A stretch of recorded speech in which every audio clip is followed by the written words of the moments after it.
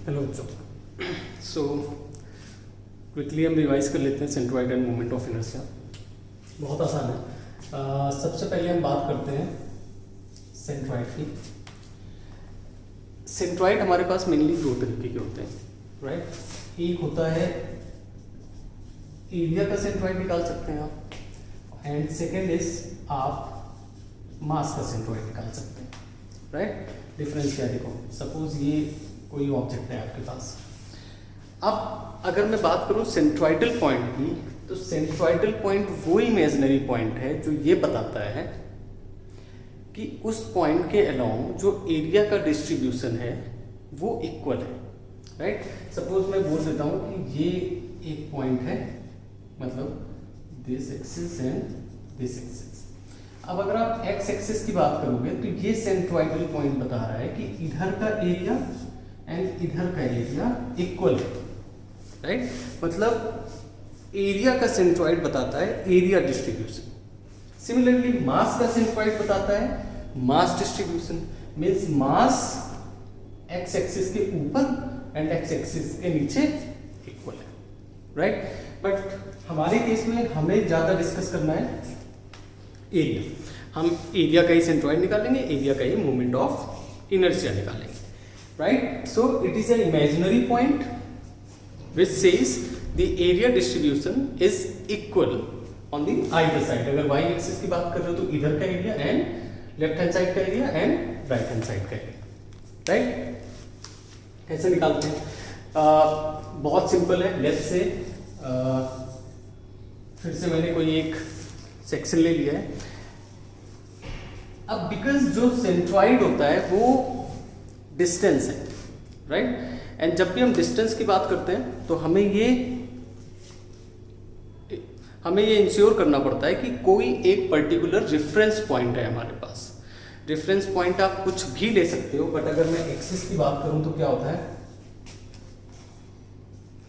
ये वाला जो क्वाड्रेंट है यहां पर जो दोनों वैल्यूज हैं वो क्या होती हैं, पॉजिटिव होती है, राइट। एंड सिर्फ इसीलिए क्योंकि हम पॉजिटिव वैल्यू ले पाए हम इसी क्वाड्रेंट में बात करते हैं। तो जो सबसे हमारा लेफ्ट पॉइंट होता है एंड जो सबसे डाउनमोस्ट पार्ट होता है उसको हम बना लेते हैं अपना रेफरेंस पॉइंट, है ना। क्योंकि रेफरेंस पॉइंट के बिना तो आप डिस्टेंस बता ही नहीं पाओगे। हमें रेफरेंस पॉइंट अगर मिल जाएगा तभी हम ये बता पाएंगे कि इस रेफरेंस पॉइंट से हमारा सेंट्रोइडल पॉइंट कितनी डिस्टेंस पर है, राइट। सिमिलरली इस रेफरेंस पॉइंट से हमारा सेंट्रोइडल पॉइंट कितनी डिस्टेंस पर है। क्लियर है ना। नाउ अब सेकेंड बहुत छोटे छोटे कॉन्सेप्ट है ये कि अगर आपको हॉरिजॉन्टली मूव करना है ना तो हम वर्टिकल को पहले फिक्स करते हैं, क्योंकि अगर हमारा वर्टिकल फिक्स नहीं है, लेट्स से सपोज यहां पर आप खड़े हुए हो और आपको हॉरिजॉन्टली जाना है, तो इस पॉइंट को आप पहले फिक्स करोगे, है ना। सपोज आपका घर चंडीगढ़ में एंड आपको डेली जाना है, तो आप पहले क्या करते हो, अपने घर को फिक्स करते हो, फिर बताते हो कि चंडीगढ़ से दिल्ली का डिस्टेंस कितना है। अगर ये पॉइंट फिक्स नहीं है, राइट, तो फिर आप हॉरिजॉन्टल मूवमेंट में क्लियर डिस्टेंस नहीं बता पाओगे, राइट। सो x की वैल्यू हम कहां से लेते हैं, y एक्सिस में, क्योंकि हम इसे फिक्स करते हैं। सिमिलरली y की वैल्यू हम कहां से लेते हैं, x एक्सिस से, क्योंकि जब हम y में मूव कर रहे हैं, वर्टिकली मूव कर रहे हैं, तो x हमारा फिक्स है, राइट। ओके ना। अब हम इसको सपोज हमने कुछ पार्ट्स में ब्रेक कर दिया है, मल्टीपल एरियाज में इस पूरे एरियाज को ब्रेक कर दिया। This is 1, this is 2, this is 3, this is 4। अब अगर मैं यहां से वैल्यू लूं तो this is x1, sorry x3 है ये, तो ये x3 हो जाएगा। Similarly this will be x1, this will be x2 and this will be x4, right. This will be x4। अब बिकॉज हमने ये बताया कि एरिया डिस्ट्रीब्यूशन सेम है, अगर ये सेंट्रोइडल पॉइंट हमें एरिया डिस्ट्रीब्यूशन सेम देता है, यानी जो फर्स्ट मोमेंट ऑफ एरिया है वो इक्वल होगा।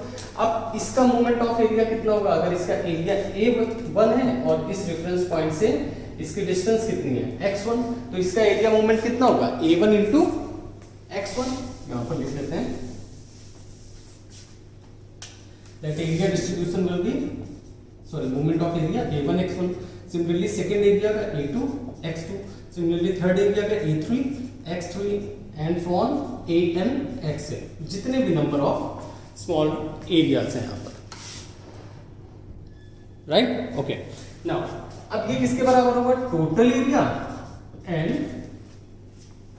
उसका डिस्टेंस फ्रॉम रेफरेंस पॉइंट जहां पर भी सेंट्रॉइड मिल रहा है आपको। तो यहां से हमारे पास एक्स एक्सिस में सेंट्रॉइड का फॉर्मूला आ जाता है a1 x1 plus a2 x2 and so on an xn divided by a, और a क्या है? Sum of all the smaller areas means a1 plus a2 plus a3 and so on a, right.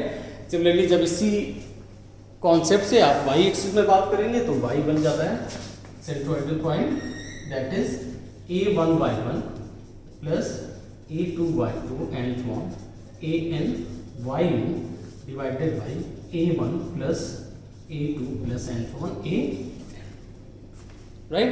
And y की value क्या है? Suppose ये है तो y की वैल्यू हम x से लेते हैं, so this will be y1, this will second point, this will be y2, this is third, so this will be y3 and this will be 4, so that will be y।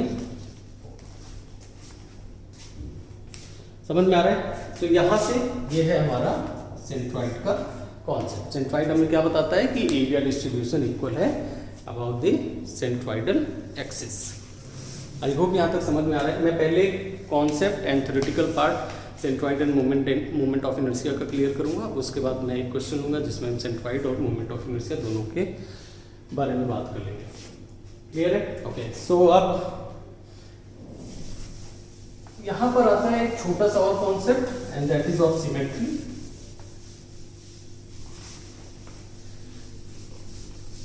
Symmetry भी almost वही बात करता है जो centroid करता है। Symmetry says कि अगर सिमेट्री मतलब यहां पर हम एरिया की बात कर रहे हैं, मतलब एरिया में सिमेट्री। एरिया में सिमेट्री मतलब अगर कोई रेक्टेंगुलर सेक्शन है,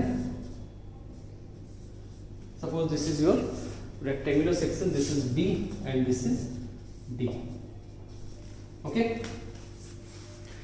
अब अगर मैं सपोज बोलूं कि एक ऐसी लाइन आप x एक्सिस में या y एक्सिस में ड्रॉ करूं जिस लाइन के रिस्पेक्ट में ये एरिया इक्वल इक्वल डिवाइड हो जाए, तो आप क्या करोगे? आप यहां से d/2 में और यहां से b/2 में एक लाइन ड्रॉ कर दोगे, क्योंकि जब d/2 में करोगे तो ये वाला एरिया इक्वल है, कितना एरिया होगा? ये b into d/2 and similarly ये एरिया कितना होगा? b into d/2 and area equal है, यही तो सेंट्रॉइडल पॉइंट बताता है, राइट। मतलब अगर सिमेट्री आपको कहीं से दिख रही है या एरिया में सिमेट्री है, by any how mathematical expression से आप ये बता सकते हो कि एरिया में सिमेट्री है, तो आप उस एक्सिस को या उस पॉइंट को सेंट्रॉइडल पॉइंट बोल सकते हो। एंड यहीं से हमें पता चलता है कि जो रेक्टेंगल का सेंट्रॉइडल पॉइंट है वो b/2, d/2 पर होता है, राइट। जो रेक्टेंगुलर सर्फेसेस हैं उनका सेंट्रॉइड कहां पर होता है? b/2 एंड d/2 पर। नाउ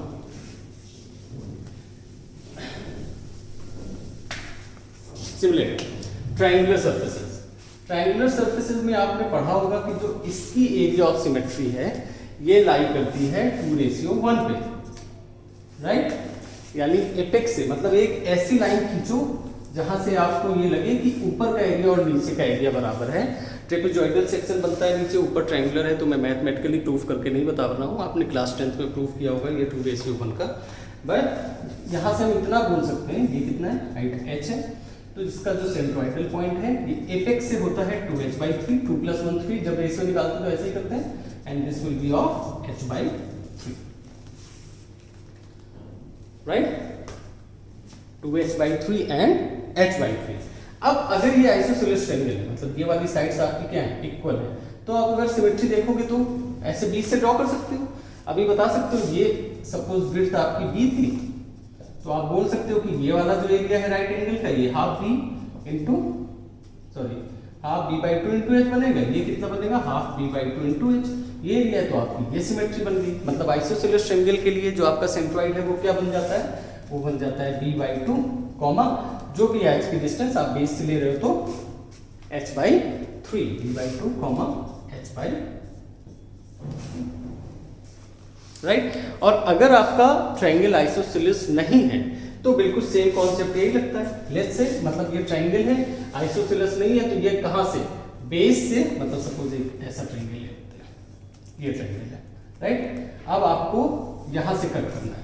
सपोज आपको किस में चाहिए, y में वैल्यू चाहिए तो आप x में कट करोगे, क्योंकि x फिक्स होता है। x में वैल्यू चाहिए तो y में कट करोगे, राइट। तो जो लाइन कट हो रही है वो बन जाती है हाइट, ओके, एंड जो कटिंग प्लेन के पैरेलल है वो बन जाता है बेस, यानी बेस से ये बन जाएगी हाइट अगर, तो दैट इज बेस से h/3 एंड एपेक्स से 2h/3। अगर आपको ये y में वैल्यू हो गई, अगर आपको x में वैल्यू चाहिए है ना, तो कैसे कट करोगे, y से। अब ये वाली लाइन कट हो रही है तो ये क्या बन जाएगी, सपोज ये बेस और ये वाली लाइन बन जाएगी बेस, यानी यहां से b/3 एंड यहां से 2b/3, right. That would be your centroidal points for triangle, okay. अब अगर मैं सर्कुलर सेक्शन की बात करता हूं और आपसे बोलता हूं कि ऐसे कट करो कि एरिया हाफ में डिवाइड हो जाए, तो आप क्या करोगे, एक्स एक्सिस में भी बीच से सेंटर से क्रॉस होते हुए मार दोगे, यहां से भी मार दोगे, यानी इसका सेंट्रोइड क्या हो गया, d/2, d/2, राइट। बट अगर आप सिर्फ सेमी सर्कल की बात करो, तो ये वाले में तो वर्टिकली कट तो आप कर सकते हो d/2 पे, राइट। बट हॉरिजॉन्टली में क्या ये सिमेट्री आ रही है, नहीं। तो यहां पर होता है सेम फॉर सेमी सर्कल, ये वैल्यू होती है 4r/3π फ्रॉम बेस, ऑब्वियसली ये याद रखना। मैं अलग से बना देता हूँ सेमी सर्कल का, अगर कोई डाउट है तो।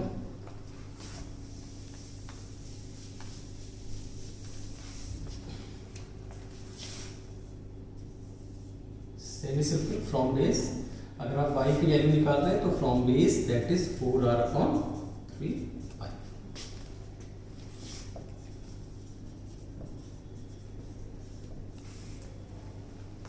ओके, सो कुछ जनरल सेक्शंस के हमने सेंट्रोइडल पॉइंट देख लिए, ओके। तो सेंट्रोइड में आई गेस थ्योरेटिकल इतना ही है।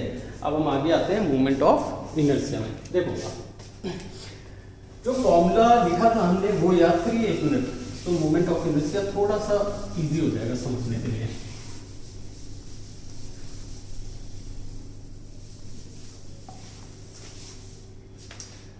जो x बार था वो सेंट्रोइड के लिए था a1 x1 plus a2 x2 and so on an xn divided bye a1 plus a2 plus and so on an,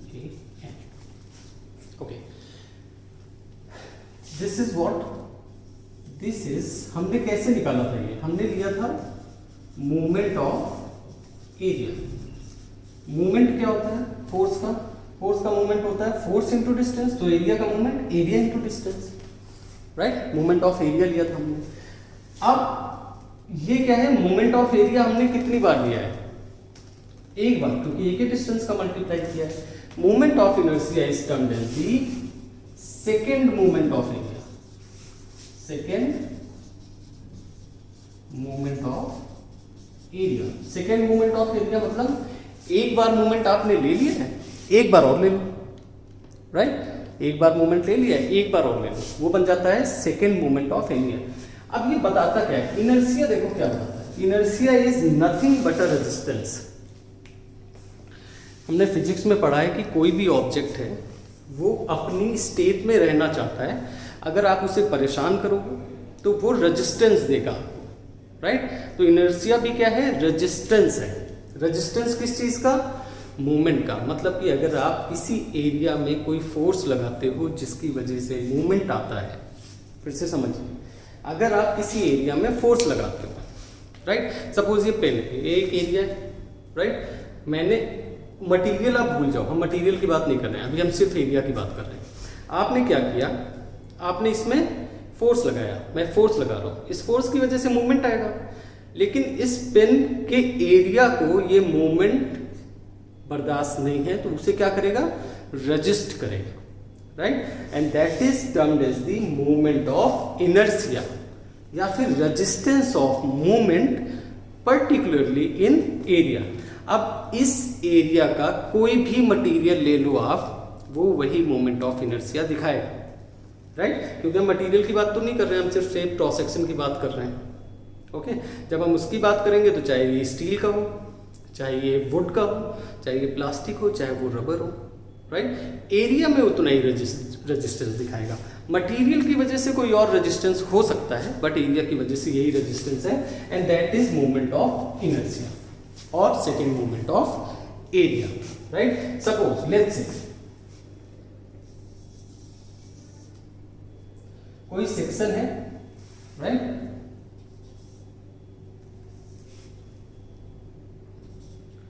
ये डिस्टेंस है x बार और ये डिस्टेंस है y बार। ओके, अगर जनरल आपको लेना है तो हम r लेके समझा देते हैं, बट ठीक है, आपने सेंट्रॉइड पढ़ लिया तो आपको समझ में आएगा। So first moment of area की अगर बात करते थे तो क्या होता था, a इंटू एक्स, मतलब कि अगर पूरा लिखना है यहां पर लिख लेते हैं फर्स्ट मोमेंट ऑफ एरिया, क्या हो जाएगा इसका, a x bar, right? a x bar y axis के अलॉन्ग, एंड x एक्सिस के along a y bar. Okay, but अगर आप सेकेंड मोमेंट ऑफ इनर्शिया लोगे, second moment of inertia, right, y axis में, तो एक x का multiply और करना पड़ेगा, मतलब इसका मोमेंट लेना है, जो भी ये टर्म है इसका मोमेंट लेना है। और मोमेंट का बेसिक डेफिनेशन ही होता है मल्टीप्लाई कर दो डिस्टेंस से। फोर्स का मोमेंट फोर्स से डिस्टेंस, एरिया का मोमेंट एरिया से डिस्टेंस, इस पर्टिकुलर वैल्यू का moment this value multiplied by distance, so a x bar into x बार। तो y एक्सिस में क्या आ गया, a x square. Similarly y axis में क्या, x एक्सिस में क्या आ जाएगा, a y square. So we can say I x x is equal to a y square and I y y is equal to a x square. I x x is equal to what?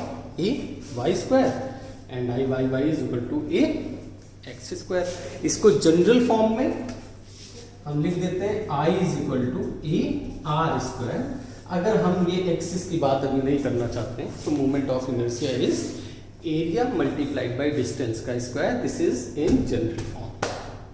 Okay, so moment of inertia क्या होता है, इसका significance क्या है, ये आप सब लोगों को समझ में आ रहा है, राइट? अभी हम बात करते हैं कुछ जनरल सेक्शंस की, जैसे हमने सेंट्रॉइड निकाले थे, उन्हीं जनरल सेक्शंस की हम बात करते हैं मोमेंट ऑफ इनर्शिया की। ओके, सबसे पहले हम बात करेंगे रेक्टेंगुलर सेक्शन की।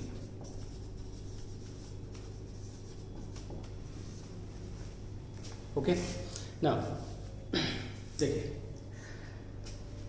हमें सेंट्रॉइडल पॉइंट किसका पता है, अब हमें मोमेंट ऑफ इनर्शिया इन्हीं एक पॉइंट्स में चाहिए, इन्हीं एक्सिस में चाहिए। मतलब इट सेज कि सेंट्रॉइडल एक्सिस में मुझे मोमेंट ऑफ इनर्शिया बता दो क्या है, इनडायरेक्टली मुझे ये बता दो एरिया का मूवमेंट के अगेंस्ट रेजिस्टेंस कितना होगा। ओके, हमें जनरल फॉर्मूला पता है जाएगा, I is equal to what, a r square. चलो बात करते देखते हैं, जैसे वहां पर छोटे छोटे एरिया में चेंज कर लिया था, यहाँ पर भी हम ले लेते हैं एक जनरल छोटी सी स्ट्रिप जिसकी डेप्थ है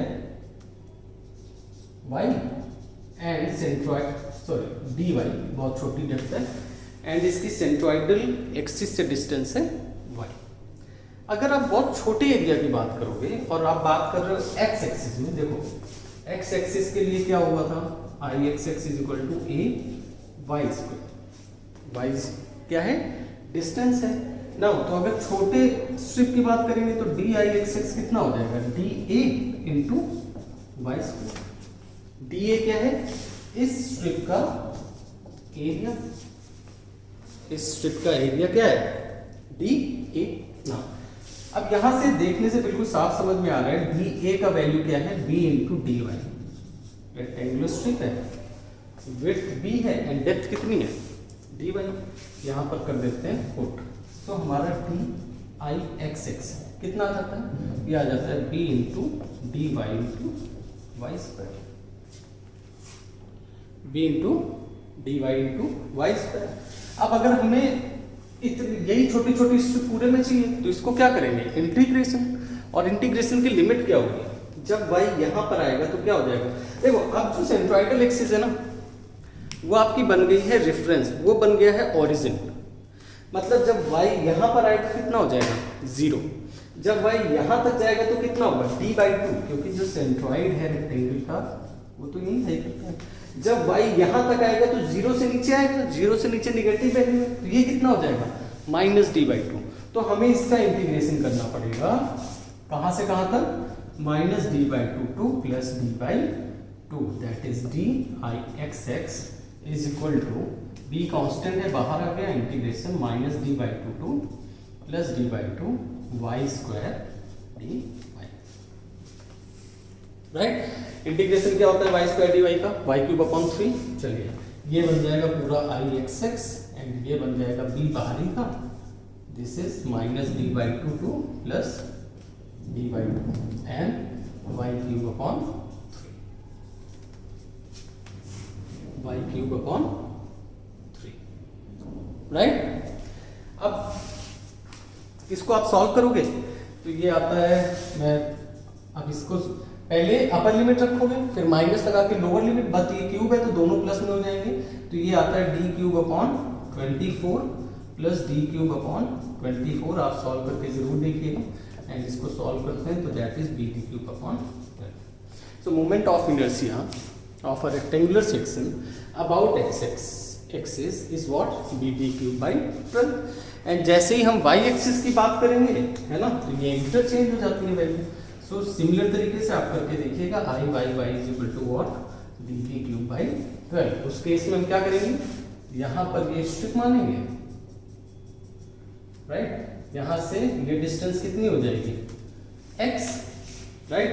तो जो एरिया है कहाँ था एरिया, ये एरिया चेंज होके कितना हो जाएगा d इंटू, अच्छा इसकी जो डेप्थ है x में लेना है तो dx हो जाएगी, तो d इंटू dx, राइट। तो जो ये यहाँ पर बनेगा कि हो जाएगा d बाहर आ जाएगा, integration that is x² dx, और लिमिट क्या होगी, ये 0 है, this is -b/2 +b/2, -b/2 to +b/2, right. Solve करिएगा, अपने आप ट्राई करिएगा, you will get the answer and that is db³/12। Okay, अब एक बहुत इंपॉर्टेंट कॉन्सेप्ट आता है, and what is that important concept, and that is parallel axis theorem. आप ये बोलो कि सर ये तो पूरा सेक्शन है, आप हमें फोर्स क्यों कर रहे हो कि हम सेंट्रॉइड पे ही सिर्फ मोमेंट ऑफ इनर्शिया देखें, राइट। हम मोमेंट ऑफ इनर्शिया कहीं पर भी देखना चाह सकते हैं, हम आप मुझे इस एक्सिस में बताओ मोमेंट ऑफ इनर्शिया क्या होगा, राइट। एंड इसी क्वेश्चन के आंसर के लिए we have a theorem that is parallel axis theorem, and parallel axis theorem gives you the moment of inertia at any axis parallel to your centroidal axis, right। जो भी आपकी centroidal axis है that is x and y, इसके parallel किसी भी axis में you need moment of inertia, you will apply parallel axis theorem। चलिए हम उसको पहले समझते हैं और फिर उसका प्रूफ करते हैं। Okay, so parallel axis theorem में आपने कोई फिर से एक रैंडम सा सेक्शन ले लेते हैं कोई, ओके, रेफरेंस पॉइंट बना लेते हैं। देखो ये टच नहीं हो रहा है but I hope you understand कि रेफरेंस पॉइंट सेक्शन से टच होगा ना। सेंट्रोइडल पॉइंट है, ओके। जैसे ही आपके सेंट्रोइडल पॉइंट आपको मिल गए, इस रेफरेंस पॉइंट का भी कोई मतलब नहीं है, जो ओरिजिन है कि ये बन जाता है, राइट। नाउ यू से कि सर यहाँ पर मुझे मोमेंट ऑफ इनर्शिया बताओ, यहाँ पर तो मोमेंट ऑफ इनर्शिया आप बता दोगे मुझे, राइट। इस एक्सिस में IXX मिल जाएगा, इस एक्सिस में IYY मिल जाएगा, बट इस एक्सिस में मोमेंट ऑफ इनर्शिया बताइए, राइट। चलो हम बिल्कुल स्टार्टिंग से basic concept of moment of inertia पे आते हैं और इस एक्सिस पे अपना मोमेंट ऑफ इनर्शिया निकालने का ट्राई करते हैं, राइट। ये आपको पता चल रहा है x एक्सिस है, ये आपकी y एक्सिस है। सपोज मैंने कोई एक छोटा सा एरिया यहाँ पर ले लिया है, राइट, जिसकी यहाँ से डिस्टेंस है y, राइट, और इस सेंट्रोइडल एक्सिस के रिस्पेक्ट में देख रहे हैं तो ये डिस्टेंस है लेट्स से d, एक कोई भी डिस्टेंस d, और इसका एरिया है DA। ओके, जो जनरल कॉन्सेप्ट है d I is equal to what, d a r square, right. हमें चाहिए यहां पर ये एक्सिस हम मान लेते हैं ए बी, राइट, या फिर कुछ और मान लो, एरिया को ए से डिनोट करना है, इसको हम मान लेते हैं इसे m n. So d m sorry d I m n is equal to क्या होगा, डी ए, इसके रिस्पेक्ट में निकाल रहे हैं तो डिस्टेंस पूरी हो जाएगी y प्लस डी। छोटे एरिया को देखो, छोटे एरिया को देखो तो डी ए और r की जगह क्या हो जाएगा, y प्लस डी, r की जगह क्या हो जाएगा, y प्लस डी, ओके, इसका whole square. So d I m n is equal to d a y square plus d square plus 2y d, general expansion है, a plus b whole square, right. So that would be what, d a y square plus d a D square plus 2y d d, and that is d I m n. This is your general expansion. अभी मैंने कुछ नहीं किया है। अब अगर पूरे area के लिए चाहिए, राइट, तो हमें क्या करना पड़ेगा, इंटीग्रेट करना पड़ेगा। जैसे ये इंटीग्रेट करोगे तो ये बन जाएगा आई एम एन, राइट। इसे इंटीग्रेट करोगे, integration D A is what, A, integration of D A is a, यहां पर लिख लीजिए बाय इंटीग्रेटिंग, और ये जनरल इंटीग्रेशन है, राइट, ए बाई स्क्वायर। यहां पर इसका फिर से इंटीग्रेशन ए हो जाएगा, ये क्या बन जाएगा, A D square, A D square.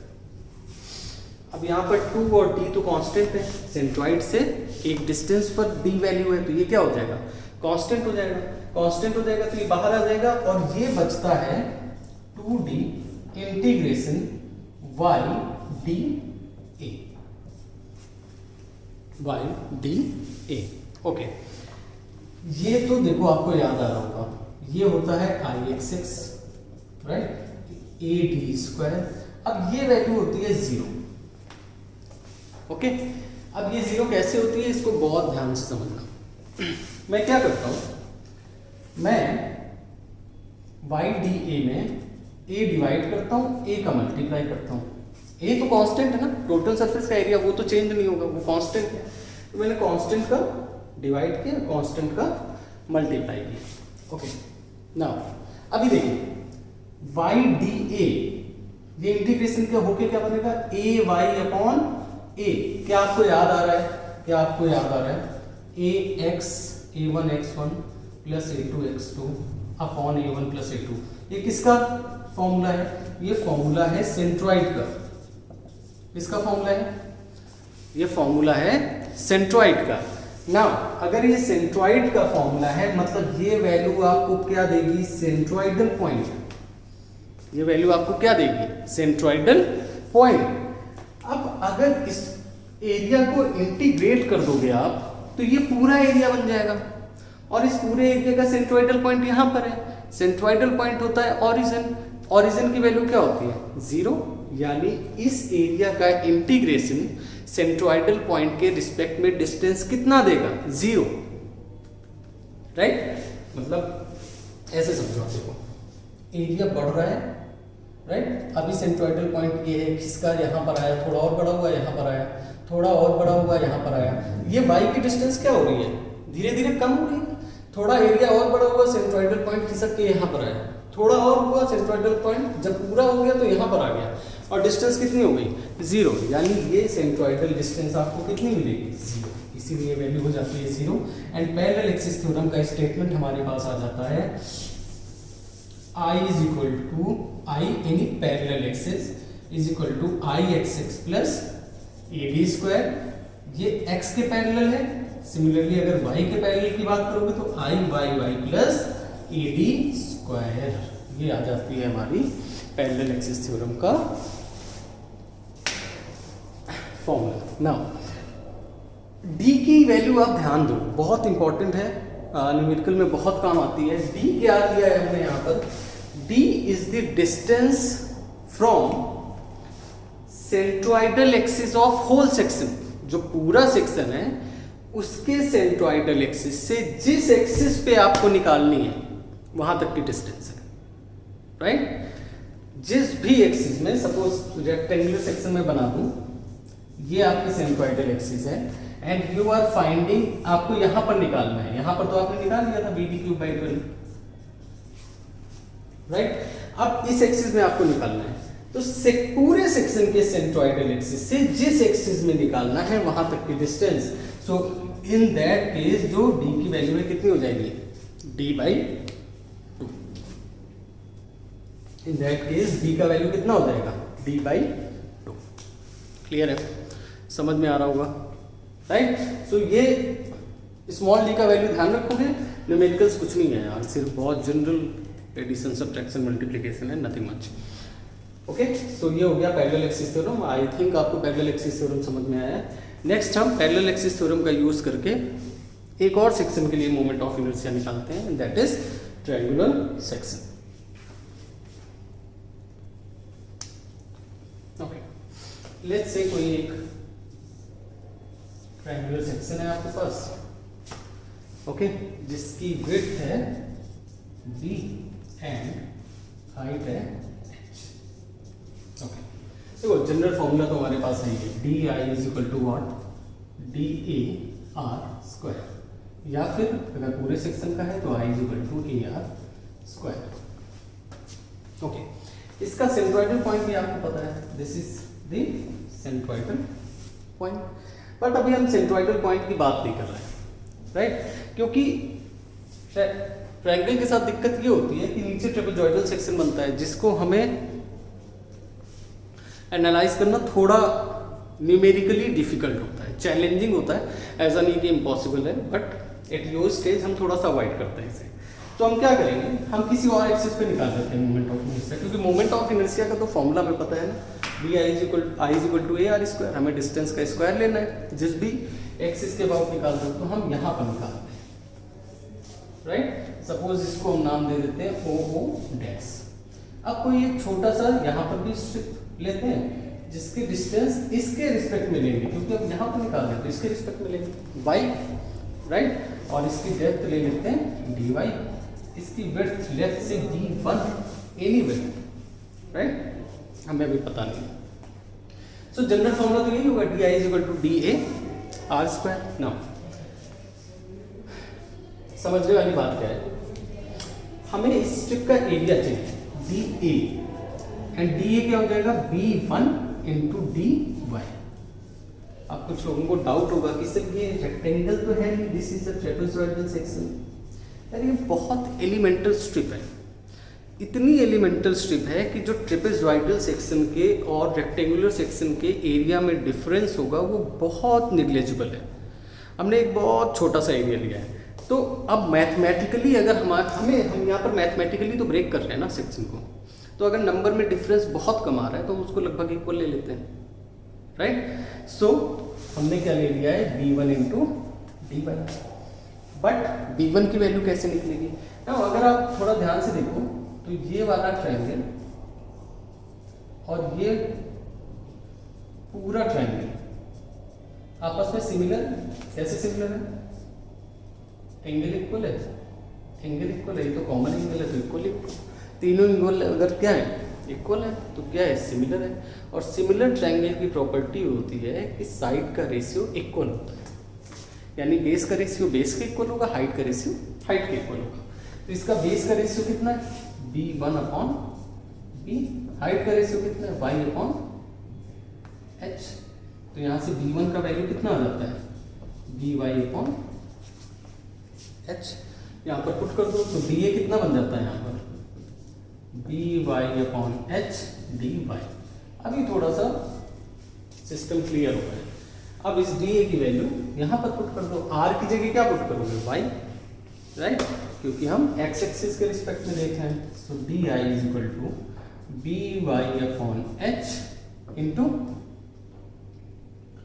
Y² dy। अब B/H कांस्टेंट का इंटीग्रेशन करो, इधर I हो गया integration b upon H is constant बाहर ले आओ y क्यूब dy। लिमिट क्या होगी 0 to h, लिमिट क्या होगी 0 to h। जब बेस पे पहुंच जाओगे 0, जब यहां पर पहुंच जाओगे h, 0 to h लिमिट लगा दो, सॉल्व करो इसे, क्या बनेगा b upon h 0 to h h to the power 4 upon, sorry अभी क्या है लिमिट नहीं लगाई है, तो y to the power 4 upon 4। 0 की लगाने की जरूरत ही नहीं है, h लगाओगे h पुट करोगे क्या आ जाएगा b, नहीं थोड़ा सा आगे और करना है, तो यहाँ पर लिखते हैं b upon h h to the power 4 upon 4, right.